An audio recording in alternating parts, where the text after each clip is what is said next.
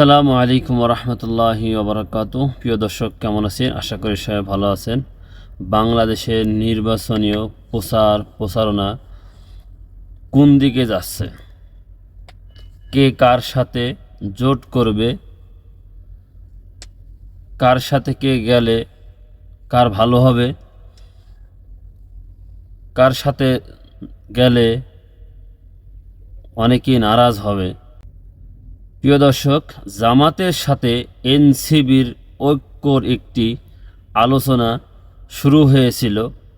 এই আলোচনা হওয়ার মাধ্যমে এনসিপি দলের ভিতরে কোন্দল সৃষ্টি হয়ে গেছে। কিছু লোক চাচ্ছে জামাতের সঙ্গে আমরা ঐক্যবদ্ধ হই, আবার কিছু চাচ্ছে না, তাদের সাথে ঐক্য করা যাবে না, কারণ তারা স্বাধীনতা বিরোধী দল ছিল 1971 সালে। গণমাধ্যমে খবর আসছে ডক্টর যারা আছে না, উনি কিন্তু দল থেকে পদত্যাগ করেছেন। আমার মনে হয় কারণ এটাই,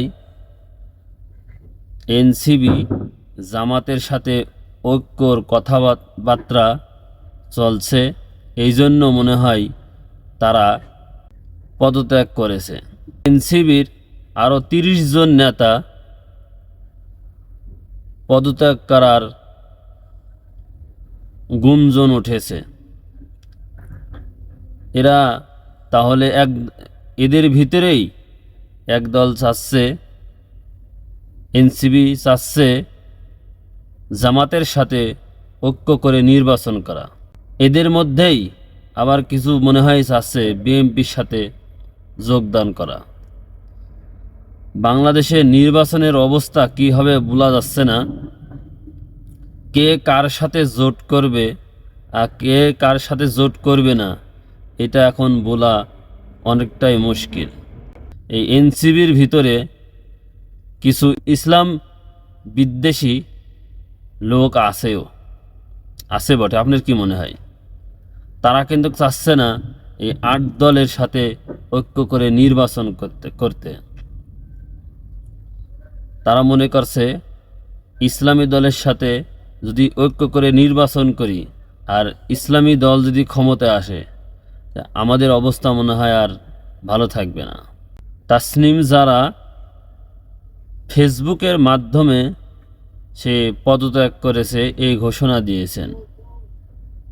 গত রাত্রে খবর পেলাম অফিসিয়ালি কোনো কাগজপত্র তিনি জমা দেননি, পদত্যাগের কোনো কাগজপত্র জমা দেননি।